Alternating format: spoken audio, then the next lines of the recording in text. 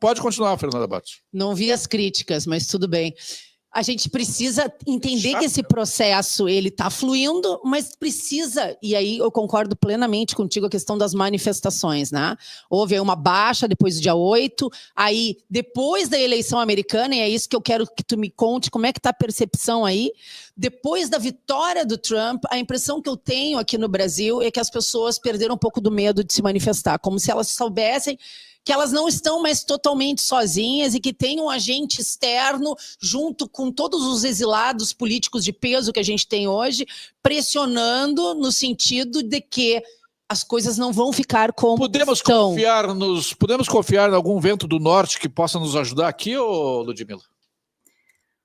Olha, Júlio, eu imagino que sim. Até no dia da eleição do Trump, eu até fui lá para a live do Paulo Figueiredo, teve uma live grande lá, com vários convidados, tal, eu participei, e eu falei lá, olha, a gente, hoje começou a libertação do Brasil, porque nós vimos que mediante os nossos instrumentos, né, o Brasil falhou, né, os instrumentos existem, só que o Senado falhado, né, a Constituição não previu alternativas para essas peças que funcionam mal, né? No caso, o Alcolumbre, Pacheco, etc. A Constituição não previu um mecanismo para superar isso, então os nossos mecanismos falharam. A gente vai precisar, sim, de um empurrãozinho externo. Eu não acho que eu acho que não são os Estados Unidos que vão resolver o problema do Brasil. Os Estados Unidos não vai lançar a bomba, não é isso que vai acontecer. Não vai mandar seus militares lá para o Brasil resolver a parada. Não é isso que vai acontecer. Só que, mediante sanções, ou seja, mediante pressão externa, e o instrumento é sanção. Mediante esses instrumentos, os políticos brasileiros vão acabar se movimentando diferentemente no tabuleiro e podem aí sim tomar uma providência que resolva o problema. Então, não são os Estados Unidos diretamente que vão resolver o nosso problema, mas sim indiretamente mediante o uso de sanções.